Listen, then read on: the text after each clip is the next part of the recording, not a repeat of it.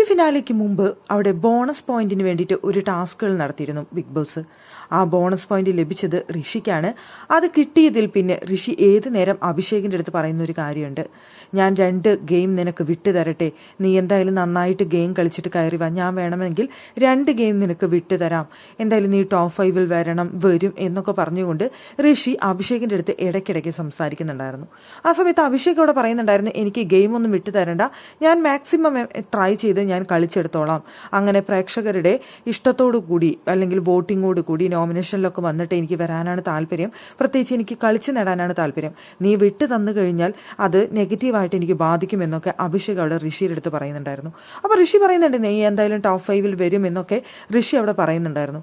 പക്ഷേ ഇപ്പോഴത്തെ സാഹചര്യത്തിൽ ഋഷി ടോപ്പ് 5 വരുമോ എന്നുള്ളതാണ് സംശയം. അഭിഷേക് വരുമെന്നുള്ളതിൽ യാതൊരു സംശയവും വേണ്ട.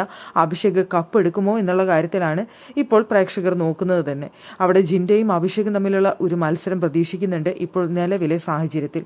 ഇപ്പോൾ ഋഷി എന്ന് പറയുന്ന വ്യക്തിയെ പിക്ചറിൽ തന്നെ കാണാനില്ല എന്ന് പറയേണ്ടി വരും. അവിടെ ടിക്കറ്റ് ഫിനാലെ ടാസ്കുകൾ നടക്കുന്ന സമയത്ത് ഇപ്പോൾ മുൻപന്തിയിൽ നിൽക്കുന്നത് അഭിഷേകാണ്. അഭിഷേകിന്റെ തൊട്ട് താഴെ പോലും നമുക്ക് ഋഷിയെ കാണാനായിട്ട് സാധിക്കുന്നില്ല.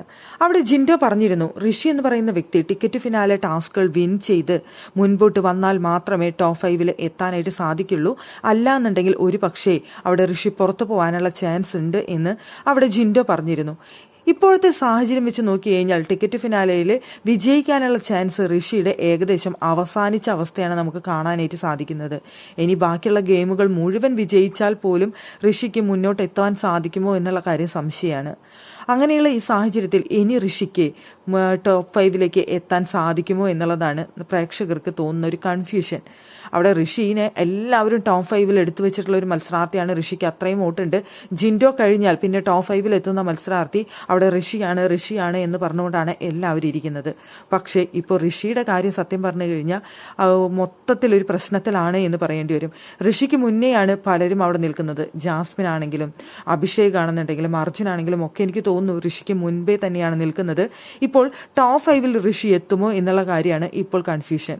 അവിടെ ടിക്കറ്റ് ഫിനാലെ വിൻ ചെയ്തുകൊണ്ട് എത്താൻ സാധിക്കുമെന്ന് ഋഷിക്ക് ഭയങ്കര കോൺഫിഡൻസ് ആയിരുന്നു. ടിക്കറ്റ് ഫിനാലെ ഞാൻ തന്നെ ജയിക്കും, ഞാൻ തന്നെ എടുക്കും, വേണമെന്നുണ്ടെങ്കിൽ നിനക്ക് ഞാൻ 2 ഗെയിം വിട്ടു തരാം എന്നൊക്കെയാണ് അവിടെ അഭിഷേകിന്റെ അടുത്ത് പറഞ്ഞിരുന്നത്. ഇപ്പോൾ അഭിഷേക് ഋഷിക്ക് വേണ്ടി ഗെയിം വിട്ടുകൊടുക്കേണ്ട ഒരു അവസ്ഥയാണ് നമുക്ക് കാണുന്നത്. എന്തായാലും അഭിഷേക് അത് വിട്ടുകൊടുക്കില്ല എന്ന് നമുക്കറിയാം. പക്ഷേ ഋഷിയുടെ കാര്യം മൊത്തത്തിൽ വെള്ളത്തിലായ ഒരു അവസ്ഥയാണുള്ളത്. ഋഷിക്ക് ഇനി ടോപ്പ് 5 എത്താൻ സാധിക്കുമോ എന്നുള്ള കാര്യം സംശയമാണ്.